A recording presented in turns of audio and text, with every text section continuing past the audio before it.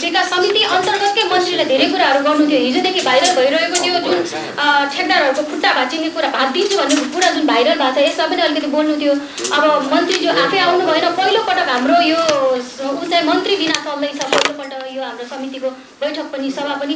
तर यो हाम्रो आज चाहिँ क्लोजिङ नगर्ने भन्ने कुरा चाहिँ त्यो पनि अब अर्कोचोटि मन्त्री आएपछि यसैले निरन्तरता दिने भन्ने कुरा गर्नुभयो। त्यसको लागि चाहिँ म धेरै धेरै हजुरलाई धन्यवाद पनि दिएँ, किनभने हजुरले मिलाउनु पनि खोज्नुभयो। हामी जहिले पनि प्रतिपक्षमा बसेर एउटा कस्तो छ भने जहिले नै हामीलाई चाहिँ एउटा कस्तो तरिकाले हेरिरहेको छ, जहिले अवरोध गर्ने तरिकाले मात्रै हेरेको छ। हामी अवरोध गर्न खोजेको होइन है सभापति मान्य सभापतिज्यू, हामी चाहिँ शासनमा चलाऊ सुशासनमा चलाऊ भनेर लागेको। जुन हिजोदेखि चलिआएको र अहिले पनि चलिआएको नयाँ छु भन्दैमा यो ललाई र पोलिसीलाई नै मिचेर अगाडि नजाऊँ, नीति नियम र नियमावलीमा टेकेर जाऊँ भन्ने मात्रै मेरो कुरा हो।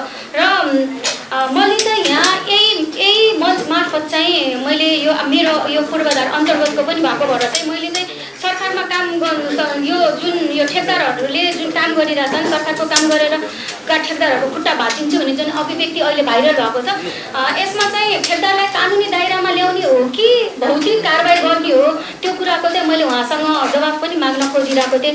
किनभने यसले त काम गर्ने मान्छेहरूलाई हिजो हामी जुन यो जनावरलाई त हामी भौतिक कारबाही गर्नु हुँदैन भन्ने, मार्नु हुँदैन, कुट्नु हुँदैन भन्ने उसमा छौँ भने ठेकदार भनेको त मान्छे हो, उहाँलाई त कालो सूचीमा लिएर आउने हो कि त्यसको उहाँहरूलाई काम गर्ने वातावरण बनाइदिने हो कि भन्ने कुराहरू आउनु पर्ने ठाउँमा उहाँले त लोकतान्त्रिक व्यवस्थापनको शासनलाई नै कुल्चेर अगाडि बढाए जस्तो देखिन्छ।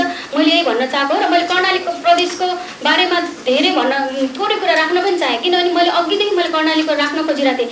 रोडहरू बनाइन्छ, रोडको इन्जिनियरिङ कसले गर्छ? यहीँ पूर्वाधार विकास समिति अन्तर्गत नै त हुन्छ र त्यसको त्यहाँ गएर पछि त्यसको मूल्याङ्कन कसले गर्छ अनि त्यसको इभ्यालुएसन कसले गर्छ भन्ने जस्ता कुराहरू पनि छ। रोड बनिसकेको छ, अहिलेसम्म रोड पर्मिट पाइरहेको छैन। त्यो रोड बनेर बिग्रिने बेला फेरि अर्कोचोटि बनाउने बेला भइसक्यो, रोड पर्मिटहरू पाइरहेको छैन। यसलाई पनि मैले यहाँ जोड्न चाहेँ। हस्, धन्यवाद। सभापतिज्यूलाई र समितिलाई म विशेष धन्यवाद दिन चाहन्छु। नेगेटिभ मात्रै कुरा गरेर मुलुक बन्नेवाला छैन। किन आयो त यो मुलुकमा अस्ति जेनजी आन्दोलन किन आयो त? आयो यसै गरी आयो सबैतिर। यहाँ त भद्रगोली इमान्यजी कता बोल्ने हामीलाई 2 मिनटमा हाम्रो कुरा आउँछ त, वास्तवमा आउँदैन। तर पनि यति 2 मिनट र 1 मिनट मात्रै राखेर पाए पनि हुन्थ्यो भन्ने थियो, यति कुरा राखेँ। अब धन्यवाद दिनु सबैलाई र चासो राखिदिनुहोस्। सार्वजनिक यातायात क्षेत्र, यातायात व्यवसाय लगानीकर्ताको पीडा पनि के छ, त्यसमा काम गर्ने कामदारको पीडा पनि के छ, अनि यात्रु जो यात्रा गर्नुहुन्छ ढुवानी लगायतको अवस्था के छ। काठमाडौँ ग्रुप छैन। म भर्खरै अहिले चाहिँ पोखरामा चाहिँ पोखरा स्मार्ट कार्यक्रममा चाहिँ राखेको थियो त्यहाँको महानगरपालिकाले। म भर्खर गएर आएको, 24 गते कार्यक्रम राखेर आएको। विद्युतीय सवारी साधन विश्वमा नर्वेमा 93% चाहिँ नर्वेमा सुरु भएछन्, नेपालमा 73%। कहिले भर्खरै 2-4 वर्षमा 73%। त्यो सुन्दा राम्रो, तर त्यसको अस्तव्यस्तता र त्यसको मापदण्ड र त्यसको कार्यविधि खोइ त सरकारले कहाँनिर बनायो एउटा त्यो देखाइदिनु। अनि सार्वजनिक सवारी साधनलाई व्यवस्थापन गर्नको लागि, व्यवस्थित गर्नको लागि के गरियो? आज अघि त्यहाँ एउटा देख्यो नि, ग्रुप देख्यो ट्राफिक के भन्छ एसएसआरले भन्नुभयो कि 20 लाख भनेछ। आज जसले के भन्छ भने इस्यु गर्छ, पर्मिट इस्यु गर्छ, दर्ता गर्छ सरकारले हो। सरकारसँग पनि अहिलेसम्म पनि सरकारसँग डाटा, प्योर डाटा छैन। त्यो त के त भन्दा हातले काम गर्ने 4वटा गाडी यहाँ भर्खर दर्ता हुन्छ, अघि 9वटा अघि भएको हुन्छ, छैन। यो अब यही डाटा हो। अब प्रविधिमा मेरो त घोषणा पत्रमै मैले राखेको छु। महासङ्घको भर्खरै निर्वाचन हुँदै गर्दा मैले प्रविधि मैत्री यातायात, जीपीएस सिस्टम, क्यासलेस र अनलाइन टिकेटिङ हामीले चाहेको त्यसको कार्यविधि मागेछौँ। चाहियो नि कार्यविधि, कस्तो खालको राख्ने, कस्तो खालको सवारी यहाँ चलाउने। हामीले भनेका थियौँ नि त, यो ठुलो बाटोमा ठुलो गाडी चलाउँ, 100 जना 200 जना अट्ने गाडी बनाऊ, सानो बाटोमा सानो बनाऊ। यहाँ त बग्रेलती ढङ्गबाट ग्रुप बनाएको छ 2 पाङ्ग्रे सवारी साधनले। त्यो अहिले देखाएको भिजुअलमा अझ ट्राफिक भान्साकाले देखाइदियो हुन्थ्यो। अनि त्यहाँ सार्वजनिक बस चल्न सक्छ। अनि हामी विदेशको कुरा गर्छौँ, सिङ्गापुरमा हेर्नुहोस् त सरर अरे, भारतमा हेर्नुहोस् त सरर अरे। त्यो सार्वजनिक पब्लिक भेहिकललाई छुट्टै लेनको व्यवस्था गरेको हुन्छ। यहाँ छ र अन्यथा नआओस्, कुरा गर्न आउँछ। र यो देशको सार्वजनिक यातायात बदल्नको लागि मेरो जीवन बितेको छ। मैले करिबन 35 वर्ष यसमा जीवन बिताएँ। म त छु, म ताप्लेजुङमा जन्मेर झापा आउँदै काठमाडौँ आएको 45 सालदेखि यहाँ छु। त्यसैमा मात्रै छु फेरि। तर बदलिएन, मैले बदलिएन। डबल चालकको कुरा गर्नु ट्राफिक चालक खोइ त, उत्पादन छ चालक। यो कुरा यताउति घुमाउने कुरा होइन, ठेट कुरा हजुरहरूले भने जस्तो अब कार्यान्वयन हुनु पर्यो। कार्यान्वयन हुने कुरा हजुरहरूले ल्याइदिनु पर्यो। ठ्याक्क बाँधेर ल्याउनु भएन कि, राम्रो ढङ्गबाट वैज्ञानिक ढङ्गबाट ल्याइदिनु पर्यो। काठमाडौँ उपत्यका देशको यातायात बदल्नको लागि सर्व छिटो लाग्यो। मेरो नेतृत्वमा पनि अहिले टिम आएका छौँ। हामी पनि सरकारको स्पिडमा बढ्न जान लागेका छौँ। तर यसो नियम कानुन बन्छन्, कहाँ गएर बन्छन्, कुन तुलामा बन्छन्, अनि फट्ट ल्याएर उयो हुकुम बक्स भयो भने जस्तो यो चाहिँ नगरिदिनु म निवेदन गर्न चाहन्छु। किनभने बदल्नेको कुरा मिलेपछि त भइहाल्यो त नि, बदल्नेको कुरा मिलेपछि भएन। त्यस कारणले अर्को पार्किङ व्यवस्थापनको पार्किङ अस्तव्यस्त छ। खोइ मालबाग सवारी साधनको पार्किङ तपाईँले काहीँ देख्नु भएको छ? आज दुई पाङ्ग्रे सजिलो भयो त, हो त।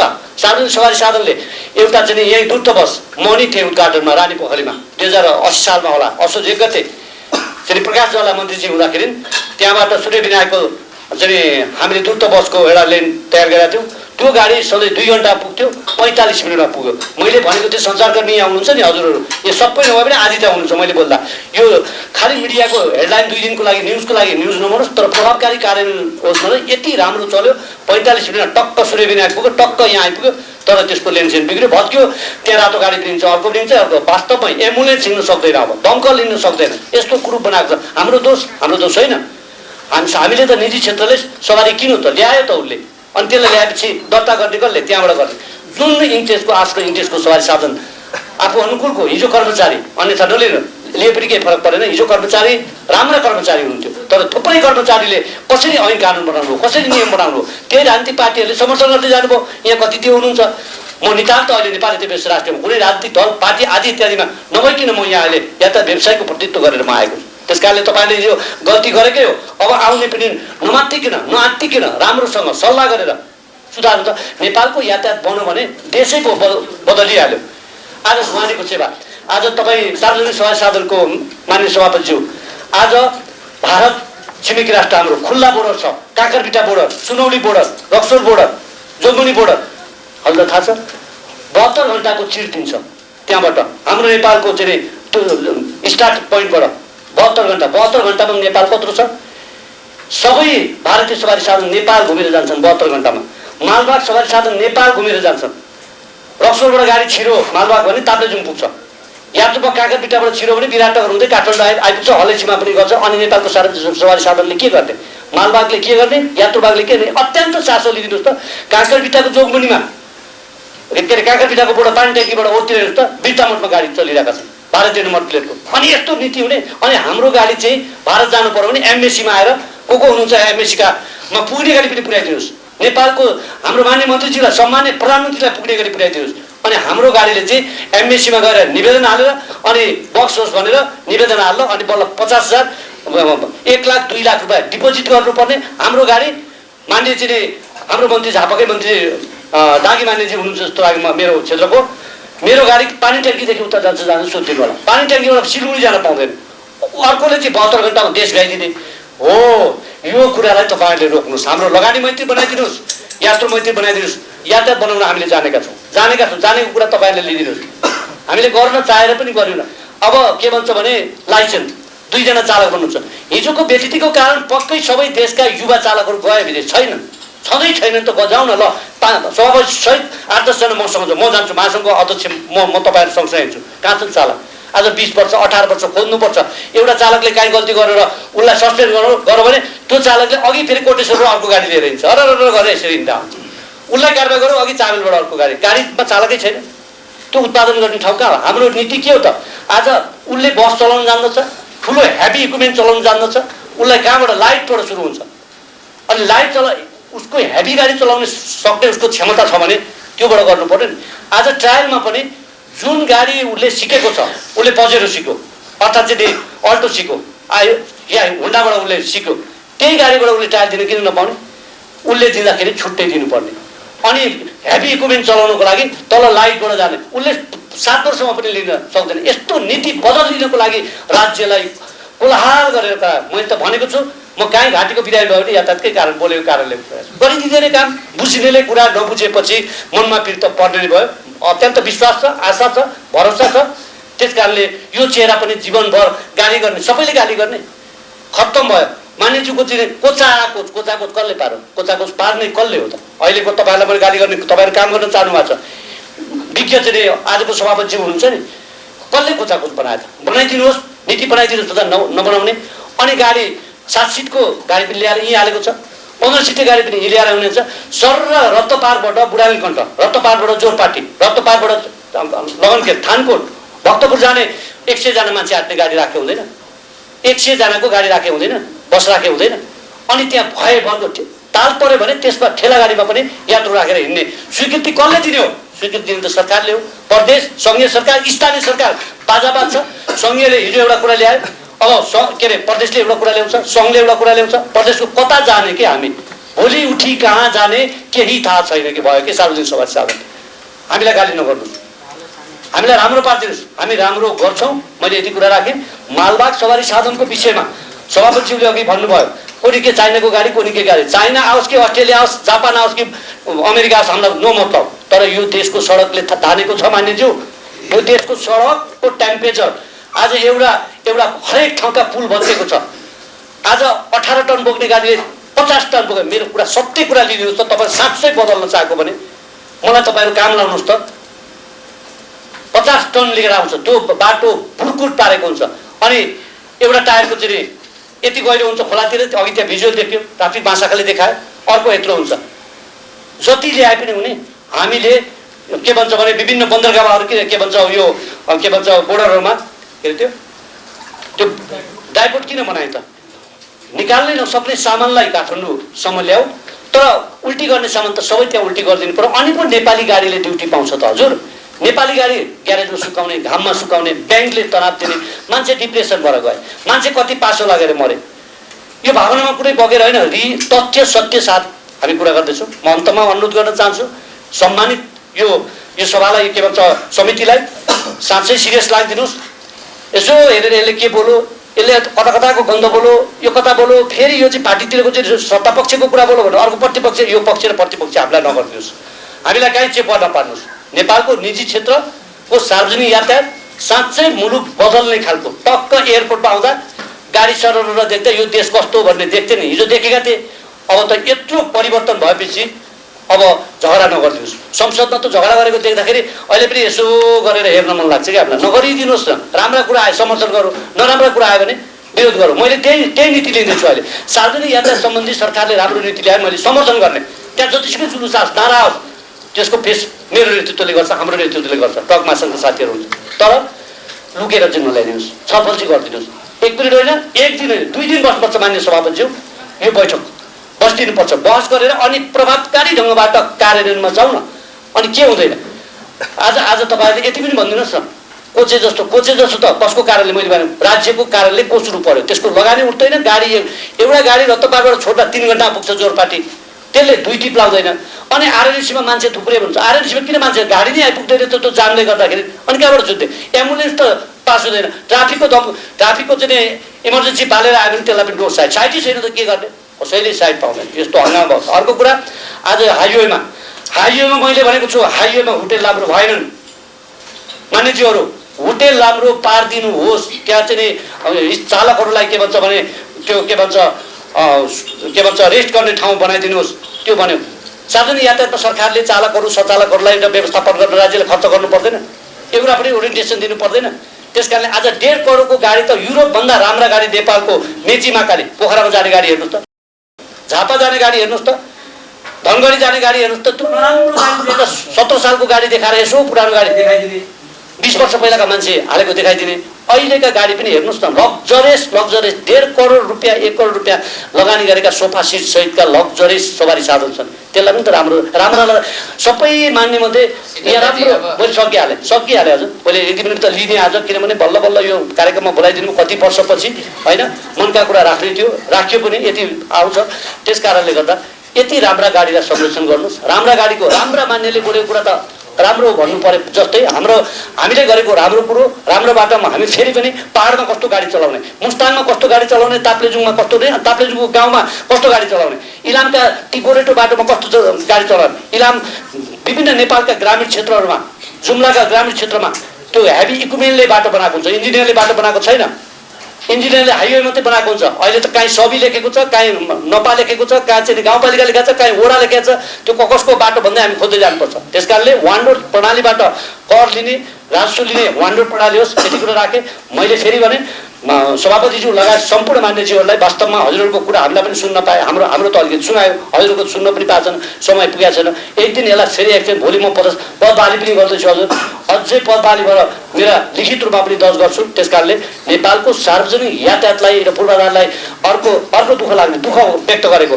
पूर्वाधार विकास भनेको चाहिँ यातायात मन्त्रालय 68 लाख सवारी साधन यहाँ देशमा छन्। यातायात भन्ने कहाँ जानु कता जानु मन्त्रालयमा छिरो यही रहेछ, यो कोटलाको मान्छेले सरोज रहेछ भनेर त्यो लुगाले पत्ता लाग्यो। पूर्वाधार विकास भनेर चाहिँ यातायात भन्ने छँदै छैन मन्त्रालय। यो पनि किन कटाइदिनु भयो? यातायात चाहिँ राखिदिएको हुन्थ्यो। यत्रो हेर्नुहोस् कति चासोको साथ यसलाई सार्वजनिक यातायात त हेरेको छ नि, त्यति विकास के लेखेको छ पूर्वाधार विकास यातायात मन्त्रालय लेखिदिएको भए त राम्रै हुन्थ्यो होला नि। त्यसमा छौँ, त्यही भएर मन्त्रीज्यूलाई खबर गरेर यो मिटिङ राखिएको हो र अब उहाँसँग समय लिएर भन्दा पनि हामीले चाहिँ एजेन्डाको चाहिँ गम्भीरता बुझेर हामीले चाहिँ छलफल राख्छौँ। उहाँलाई जानकारी पनि हुन्छ र उहाँहरू पनि आउनुपर्छ, यसमा कुनै पनि दुईमत छैन। उहाँसँग हामी यो विषयमा छलफल गर्छौँ, घनीभूत रूपमा छलफल गर्छौँ। किन आउनु भएन भनेर पनि हामी यसमा चाहिँ सोध्छौँ। यो चाहिँ शुक्रबारै जानकारी भएर उहाँलाई पनि हामीले पटक पटक जानकारी गराएको हौँ र त्यो हिसाबले हामीले चाहिँ मिटिङ राखिएको हो र आज यति महत्त्वपूर्ण छलफल भयो।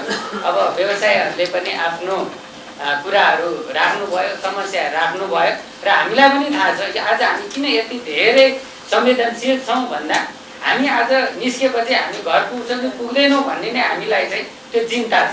हाम्रो बच्चा बच्ची बिहान स्कुल जान्छन्, बेलुका के हुने हो भन्ने चाहिँ हामीलाई चाहिँ समस्या छ। किनभने हरेक दिन त हामीले समाचार पढ्छौँ नि, आज सडक दुर्घटनामा चाहिँ 7 जना चाहिँ हामी औसतमा चाहिँ मृत्यु भइरहेको चाहिँ हाम्रो तथ्याङ्क छ। हरेक ठाउँमा हरेक दिन दुर्घटना भएको मृत्युका हामी दुर्घटना भएर मृत्यु भएको समाचार चाहिँ सुनिरहेको छ। हाम्रो संसदमा पनि आकस्मिक बैठकमा धेरैभन्दा धेरै चाहिँ सडक सुरक्षामा मृत्यु भएको विषयले नै चाहिँ ठाउँ लिइरहेको छ। तर यति संवेदनशील विषयमा पनि मन्त्रालय चाहिँ गम्भीर नहुनु चाहिँ यो ठुलो यसमा चाहिँ हामीले प्रश्न गर्नुपर्ने छ। यसमा चाहिँ उहाँहरूले यसमा चाहिँ उत्तर दिनुपर्ने छ। किन अहिलेसम्म भएन? एउटा सडक सुरक्षा विधेयक बनेको 5 वर्ष हुँदाखेरि पनि संसदमा पेश गर्न नसक्ने, अहिले हजुरहरूले भने जस्तै जता सडक गए पनि जता पनि खाल्डा खुल्डिनी हुने, कुनै पनि सडक समयमा निर्माण नहुने। अब अघि मान्यज्यूले पनि भन्नुभयो, हामीले उहाँलाई निर्देशन पनि दियौँ, यो निर्माण व्यवसायको के हो त समस्या, यो त हजुरहरूले थाहा छ त। हजुरहरूले नै त निर्माण व्यवसायसँग चाहिँ करार सम्झौता गर्नुभयो, हामीले त करार सम्झौता गरेको होइन। अनि अहिले समस्या आउँदाखेरि यस्तो अलकत्रा पाइएन, त्यसको चाहिँ मूल्य वृद्धि भयो, निर्माण सामग्री पाइएन। त्यो समय त हामीले त निर्देशन दिएको पनि 1 महिनाभन्दा बढी भयो, त्यो कुरा पनि चाहिँ अहिलेसम्म समाधान भएको छैन। अब अघि धनेन्द्र मान्यज्यूले पनि कुरा गर्नुभयो, यातायातको यत्रो समस्या छ। आज हामी निर्माणको विषयमा पहिलो बैठकमा हामी छलफल गर्दाखेरि यति मान्यज्यूको उपस्थिति थिएन, यति मिडियाको उपस्थिति थिएन, यति चाहिँ सरकारवालाको चाहिँ उपस्थिति थिएन। तर यातायात क्षेत्र भन्ने बित्तिकै आज हेर्नुहोस् उपस्थिति। र आज मान्यज्यूहरूले किन सभापतिलाई प्रश्न गरिरहनु भएको छ भने यो त एकदम गम्भीर विषय हो। किन चाहिँ एउटा सभापतिले सम्बोधन गरेर मन्त्रीज्यू ल्याउन सक्नु भएन भने यो त जायज प्रश्न हो। त्यसले त मलाई पनि चिन्तित बनायो, त्यसले त मलाई पनि गम्भीर रूपमा चाहिँ सोच्नुपर्ने चाहिँ कुरा गरायो। र आज पूर्वाधार विकास मन्त्रालय भनेर यातायात मन्त्रालय नै नहुने स्थिति छ। जबकि हामीले हाम्रो नीति कार्यक्रम बजेटमा हेर्नुहुन्छ भनेदेखि एकीकृत यातायात प्रणाली विकास गर्ने हुने, त्यो एकीकृतमा चाहिँ हवाई राखेका छौँ, रेल राखेका छौँ, जल राखेका छौँ, रोपवेलाई राखेका छौँ, होइन, सडक राखेका छौँ। अब त्यो विकास गर्न त यातायात मन्त्रालय चाहिएला नि त। उहाँहरू हुनुहुन्छ, उहाँहरूलाई त त्यो ठेकापट्टा लाउँदैमा त फुर्सद छैन। कतिखेर उहाँले यातायात व्यवस्थापन गरिदिने हो? अघि यातायात व्यवसायले भन्नु उहाँ त मिटिङमै आउन पाउनुहुन्न, आफ्नो कुरै राख्न पाउनुहुन्न। निर्माणको यत्रो चाहिँ समस्या छ, 3 खर्बको बजेट उहाँहरूसँग छ। अब त्यो 3 खर्ब त काम गर्न त कति काम होला त, कति काम होला ल? 3 खर्बको चाहिँ 1 वर्षमा चाहिँ ठेक्का लाउनु पर्यो, निर्माण सम्पन्न। अनि यातायातमा त ध्यानै गएन क्या। अनि त्यही माथि अहिले चाहिँ मन्त्रालय कटौती गर्ने भनेर यातायात मन्त्रालय नै छैन भनेर जुन धनेन्द्र मान्यज्यूले कुरा गरेर राख्नु भएको छ, यो एकदमै संवेदनशील विषय छ।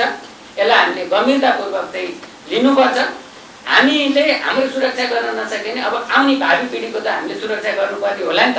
सधैँ गुन्द्रुक जस्तै कोचेर चाहिँ हामी यात्रा गर्नुपर्ने हो, सधैँ ट्रक चाहिँ सडकमा चाहिँ उभिएर बस्नुपर्ने हो, ट्राफिक प्रहरी गरेर चिट काट्ने। अनि उहाँहरूले फाइन तिर्ने, कति फाइन तिर्नुहुन्छ? जति फाइन तिरे नि उहाँहरूले त्यो उपभोक्तामै लगेर जोड्ने हो नि त। ट्रक आउँछ भन्सारमा हामी आफै जाँचपास गर्छौँ, अनि ल्याएपछि तिमीहरूको एक्सेल लोड बढी भयो भने चाहिँ तिमीहरूको यो बढी भएन भने चाहिँ चलाउन दिँदैन। भनेपछि त्यो त भन्सार पास हुनुभन्दा अगाडि हेर्नुपर्ने विषय हुँदैन थियो। आज हेर्नुहोस् हाम्रो बच्चा बच्चीलाई हिँड्नलाई फुटपाथ छैन, अनि हामी 4 लेन र 8 लेन सडक बनाउँछौँ भनेर चाहिँ बजेटमा 8 लेन र 10 लेन बनाउने सडक चाहिँ बजेटमा राख्छौँ। पहिले त हामी हिँड्नको लागि चाहिँ व्यवस्थित सडक हुनु पर्दैन, साइकल चलाउनु व्यवस्थित हुनु पर्दैन। आज वृद्ध वृद्धा हिँड्न सक्ने सडक छ, अपाङ्गता भएको व्यक्तिको लागि चाहिँ हुने खालको पूर्वाधार बनाइएको छ। आज यही संसद भवनमा आउनु पर्दाखेरि चाहिँ एकजना अपाङ्गता भएको सांसदज्यू आउन सक्नुहुन्छ? सक्नुहुन्न। मै आफै साइकल लिएर आएको कति महिना भइसक्यो, एउटा साइकल स्ट्यान्ड छैन त्यो संसद भवन अगाडि। भनेपछि हामीले यो यातायात क्षेत्रलाई चाहिँ कति चाहिँ हामीले चाहिँ संवेदनशील रूपमा लिएको रहेछौँ भन्ने कुरा त्यसमा प्रश्न हुन्छ। हामी सबै प्रश्न छौँ। आज म यहाँ सभापतिमा हुँला, हजुरहरू सदस्यको रूपमा हुनुहोला, तर हामी सबैजनाको समस्या यहाँ हो र समस्या समाधान गर्नको लागि हामीले पूर्वाधार विकास मन्त्रालय भनेर खडा गरेका छौँ। यातायात मन्त्रालय पनि त्यही भित्र गाभिएको छ अरे। उहाँहरू त त्यो ठेक्का लाउँदैमा उहाँहरूको समय जान्छ, दिमागै त्यही हुन्छ। भनेपछि यो विषय एकदमै गम्भीर छ। त्यही भएर म एउटा कुरा के भन्छु भन्दाखेरि अर्को बैठक पूर्ण रूपमा मन्त्रीज्यू सहित यो छलफललाई हामी अगाडि बढाउँछौँ। आजको निर्णय भनेको चाहिँ यही छलफललाई चाहिँ हामी निरन्तरता दिन्छौँ भन्ने गर्दै अब अर्को बैठकको लागि चाहिँ हामी सूचना दिएर फेरि अर्को बैठक चाहिँ हामी राख्छौँ।